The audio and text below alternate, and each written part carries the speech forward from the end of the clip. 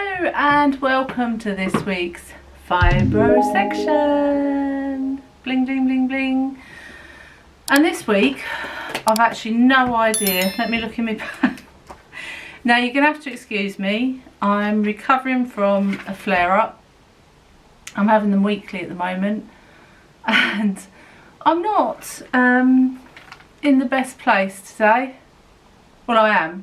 I'm in the best place. I'm at home. But, you know, physically and mentally, I'm not in the best place.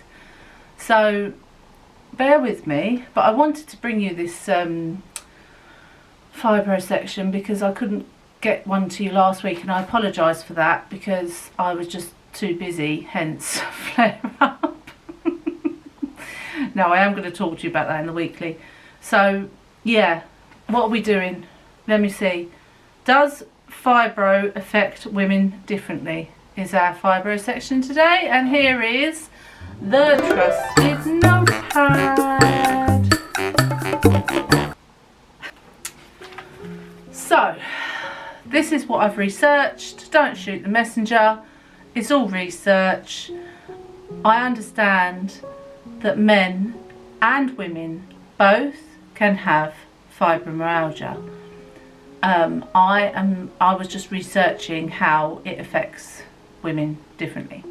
So, fibro affects both sexes, although women are far more likely to develop it. Between 80 and 90% of people with fibro are women. That's quite a large number, isn't it? Sometimes women often report higher pain intensity due to hormones, immune system differences, or genes, like genetics, not genes that you wear.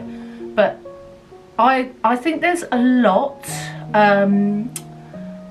that hormones have to answer for with fibromyalgia, and I have actually made a video on hormones, so I will link that in the description for you and in the card if I can remember. And yeah, go and check that out if you haven't done already, because I think hormones have a lot to answer for. Menstrual period cramps can be mild or painful depending on each individual woman. According to the National Fibro Association, women with fibro have more painful periods than usual. Sometimes the pain can fluctuate. Fibro symptoms may feel worse in women who are post-menopausal or experiencing the menopause. So let me give you my situation. I have had a hysterectomy. I've still got my ovaries, so therefore I haven't had the menopause yet. I'm 44, going to be 45 in May. But yeah, about 3 years ago I had a hysterectomy. Leading up to that, I had horrific time with my periods throughout my life. Horrific. Yeah, so it just boiled down to the fact that I just wanted it gone, really. But they left my ovaries in, so they said therefore I won't go straight into the menopause. It will take a little while, but it might be quicker. I might go into the menopause quicker than normal. So as for periods and things, I can't give you my opinion on whether they're worse or not with fibro, but I can see why they are. And again, with the menopause, I haven't been through the menopause yet, so I cannot give you my opinion on that. This is all just purely research. But if you'd like to join in the comments below and give me your experiences, then that's fine. You know, you might be able to help other people with your experience. Menopause with fibro may increase feelings of crankiness, soreness, achiness and anxiety.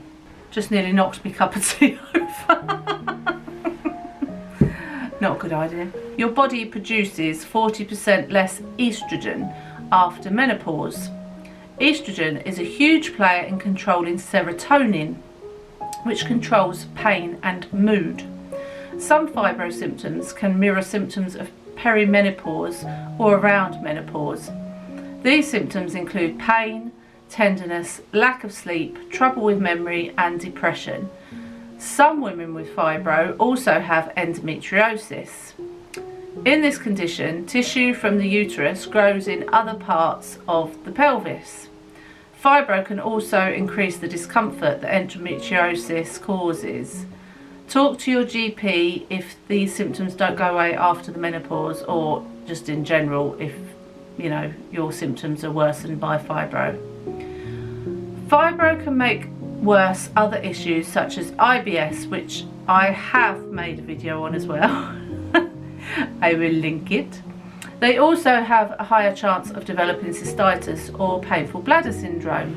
Have you heard of that? I actually haven't made a video on painful bladder syndrome, but it's definitely connected to fibro as well. There's so much connected to fibro, it's untrue. Sometimes I think they just say it is just to, shut us up at the doctors. But I don't know, I think there's an awful lot connected with fibromyalgia, which is why I researched it for you. Roughly 32% of people with IBS also have PBS. PBS is obviously the painful bladder syndrome. IBS is also more common in women. Roughly 12 to 24% of women have it, while just 5 to 9% of men have it. Both PBS and IBS can cause pain or cramps in the lower abdomen, pain causing intercourse, pain during urination, pressure on the bladder, increased need to urinate. Cannot say, at the beginning of my fibro diagnosis, I had an awful lot of bladder infections, kidney infections, a lot. But I think that was a lot to do as well with the fact that I had a bowel infection and it was all connected. But since that, lately I haven't suffered, touch wood. So it's not a case of if you've got fibromyalgia, I can't even speak. If you've got fibromyalgia, you're going to get this. It's not a case of that. It's a case of the chances are more likely that you will get it, but you might not, because I haven't. So, don't think I'm saying that you're going to get it, because you might not. While fibro symptoms may worsen during your menstrual period, menstruation does not usually directly bring on a flare-up. Many underlying factors drive fibro symptoms, not just estrogen or progesterone, but other hormonal variations in the brain. And obviously I said already that I've made a video on hormones. They're just a few facts that different from men to women and women to men, however you like to put it. If you would like me to research any other fibro sections, please let me know in the comments.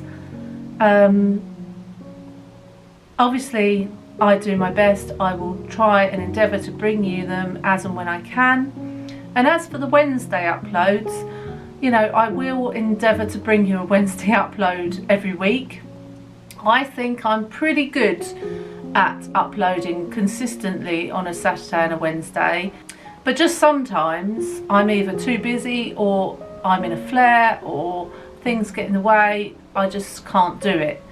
So bear with me on those days. I try to let you know on the YouTube page, so I try to place a comment just to let you know if I can't do it. Anyway, I'm going to go and enjoy my cup of tea. I will see you all in the comments to see what you think. And take care. Love you lots. I'm off to crash. Bye.